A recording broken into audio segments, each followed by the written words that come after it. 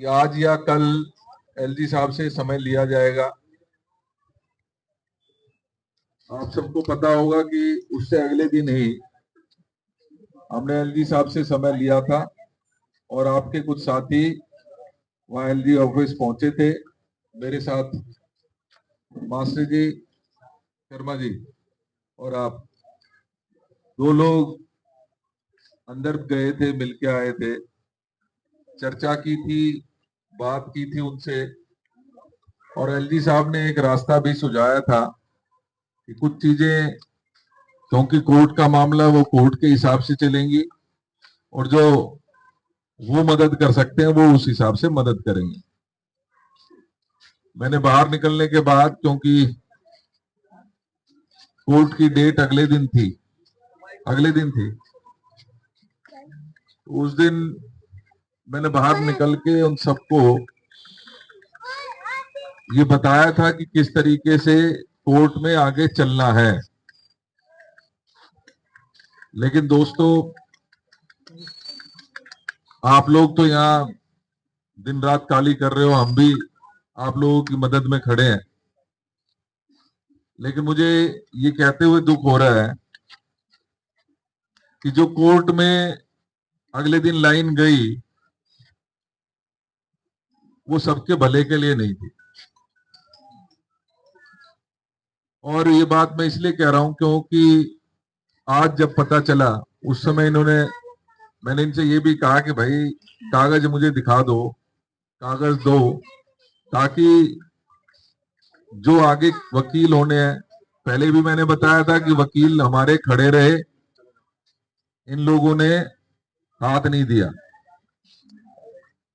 LG साहब से निकलने के पश्चात भी मैंने एक बात कही, भैया जो पिटीशन लगा रहे हो वो कॉपी मुझे दे दो ताकि मैं पढ़ सकूं और जो उसके आगे उसके हिसाब से जो कार्रवाई बनती है मैं वो कर सकूं। वो लड़का सुरेंद्र ने कहा कि मैं शाम को अभी जा रहा हूं और मैं आपको शाम तक वो पिटीशन की कॉपी आपको भेजता हूं। वो बेचारा गया भी, उसने वकील ने उससे मिलने से मना कर दिया और उसको कहा कि भाई या तो अपनी कागज उठा ले जा, जो उसने मुझे आज बताया, या तो कागज उठा ले जा और नहीं तो भाई मैं जैसे कर रहा हूं वैसे ही करना पड़ेगा। लेकिन दोस्तों वो बात, क्योंकि अगले दिन कोर्ट में डेट थी, कोर्ट में डेट हुई और मुझे ये आके इन्होंने बताया कि सबके ऊपर स्टे हो गया। मुझे भी तसल्ली हुई कि चलो जो लाइन बताई होगी शायद उसी रास्ते पे चल के इन्होंने वो कार्रवाई हुई और शायद समाधान उसका निकल गया। आज पूरे दिन आपको पता है कि बाबूजी की बरसी थी, मैं पूरे दिन यहीं पे था। तो दोपहर बाद कुछ साथी हमारे आए, उन्होंने मुझे बताया कि ऐसे ऐसे डीसी साहब दोबारा आए थे और उन्होंने कहा है कि कल एक्शन होगा। मैंने डीसी से उसी समय बात की, कमिश्नर से बात की, पुलिस में बात की। उस समय उन्होंने, डीसी ने मुझे एक आश्वासन दिया कि जी ठीक है, 16 तारीख की इस वाले केस में जो 3 दिन पहले लगा था, उस केस में दोबारा से हियरिंग है। और आप सबको पता है कि जो 19 का ऑर्डर है, जो तोड़ने फोड़ने का ऑर्डर था, उसकी तारीख 23 तारीख है। तो मैंने उनसे रिक्वेस्ट की थी कि भाई ये दिक्कत आ रही है और आप इसको हमें समय दो। उसने मुझे जो ऑर्डर हुआ था कोर्ट में, डीसी साहब ने मुझे वो कोर्ट की ऑर्डर की कॉपी भेजी और कोर्ट की ऑर्डर की कॉपी पढ़ने के बाद मुझे बहुत बड़ा झटका भी लगा, क्योंकि उसमें किसी प्रकार की कोई ज्यादा रिलीफ आपको मिली नहीं। उसमें सिर्फ जो डेयरी चलाने वाले साथी हैं, जिनकी अभी डेयरी चल रही है, उनको एक एफिडेविट देने के बाद कुछ समय दिया गया था कि वो एफिडेविट में ये लिख के दें कि हम अपनी डेयरी यहां से शिफ्ट कर लेंगे, घोघा चले जाएंगे और घोघा में जो व्यवस्थाएं होनी है उसके बारे में उस ऑर्डर में जिक्र है। लेकिन जो आम हमारी जनता है, जो ज्यादा नंबर है, सही बात तो यही है कि 1200 मकान है कर लगभग 1300 1296 1300 के करीब मकान है। अब उसमें जो इन्होंने आइडेंटिफाई करे हैं, मेरे पास ऑर्डर की कॉपी उसने भेजी है, मैं एग्जैक्टली बताता हूं।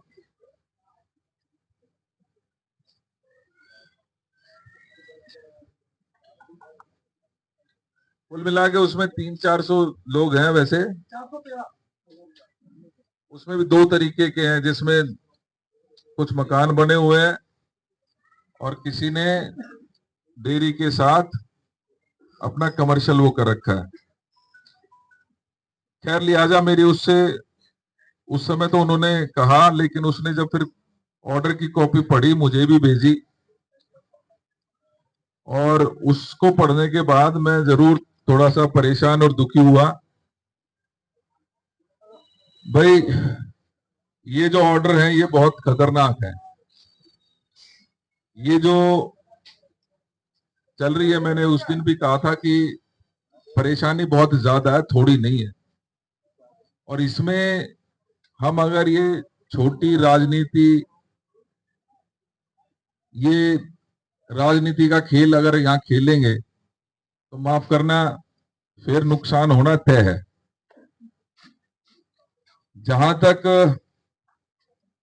कल की बात है, उसके बाद फिर लगातार मैं संपर्क में रहा हूं और मैं आपको एक बात तो आश्वस्त कर देता हूं कि कल तो आपका कुछ नहीं बिगड़ रहा। कल तक के लिए भी, ये कल परसों के लिए है। कल परसों भी मान लो 15 अगस्त। अब एक काम कर लो आप लोगों को, मैं एक बात कह रहा हूं,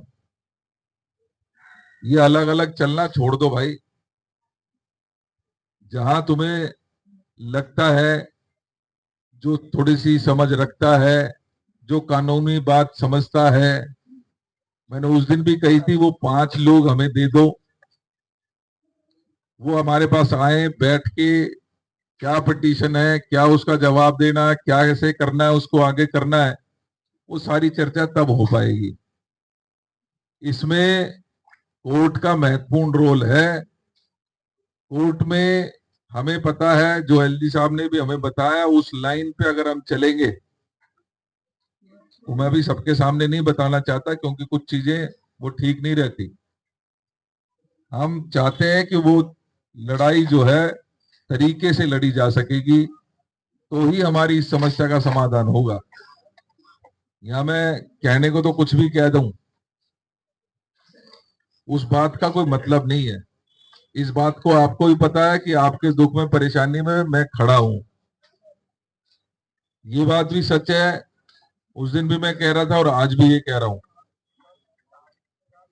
कि पुलिस आएगी तो पहले मेरे को उठा के लेगी, मेरे ऊपर से जाएगी, तब जाने दूंगा। लेकिन भाई, इससे समस्या का समाधान नहीं निकलता है। आज हम 500 आदमी होंगे तो कल वो कोर्ट का ऑर्डर अगर तामील करना होगा तो वो 10,000 लेके आ जाएंगे, वो 5,000 लेके आ जाएंगे, तो वो तो हमें फिर एक कोने में कर ही देंगे। लेकिन जरूरी ये है कि समस्या का समाधान होना चाहिए, और समस्या का समाधान तब है जब हम इसकी सरकारी तौर पे, मैंने उस दिन भी कहा था, ये कानून बदलना चाहिए। हमने 2013 में एक कानून लेके आए थे, जब सीलिंग सारी हो रही थी, याद होगी सबको। डॉक्टर मनमोहन सिंह जी की सरकार थी, उन्होंने पार्लियामेंट में कानून लेके आए और उस समस्या का परमानेंट आज तक समाधान चल रहा है। उन्होंने अनऑथराइज कंस्ट्रक्शन की भी उस समय रोज तोड़फोड़ हुआ करती थी। उस कानून में उसको बदलाव किया और उस समस्या का समाधान किया। अब जरूरत ऐसे ही एक कानून की भी है। अब जरूरत इस बात की भी है, क्योंकि एकदम से अभी भी जरूरत है, तो कोर्ट में भी हमारा बढ़िया वकील और अच्छे लोग खड़े हों। अच्छी लाइन जो समझ में आने वाली है, जो सरकार कहती है या जो एलजी साहब कह रहे हैं, वो जो कोर्ट चाहती है, उसका थोड़ा इंप्लीमेंटेशन तो उसमें होगा। लेकिन साथ ही साथ जो और इतने सारे मकान हमारे हैं, उनका बचाव कैसे होगा, वो भी समाधान हमें देखना पड़ेगा उसमें। अभी ये 300 मकान अगर 3 हफ्ते के लिए, 4 हफ्ते के लिए, 1 महीने के लिए, 2 महीने के लिए बच भी गए तो क्या बच गया। और उसके अलावा जो और 1300 में से 400 निकाल भी दो तो 900 तो फिर भी रह गए। 900 मकान कोई ये 9 मकान नहीं है। 900 घरों में मैं समझता हूं कि 2-2,500 3,000 परिवार रह रहे हैं, और उनकी समस्या का समाधान चाहिए। चाहिए ना सबको। तो भाई मेरा आपसे ये निवेदन है, आप लोग फिलहाल के लिए तो चिंता मत करो। मेरी जहां पे सही जगह बात होनी चाहिए थी, उस समस्या का समाधान कल तक के लिए तो मैं करवा दिया। उसकी चिंता अभी करने की जरूरत नहीं है, उसका इलाज तो हो गया है। लेकिन आगे के लिए भी बहुत जरूरी है कि हम एकजुट होके, वे जो वकील के पास गए हैं, क्या वे साथी वापस आए हैं कि नहीं आए हैं? क्या कह रहे हैं, बात हुई है? हाँ?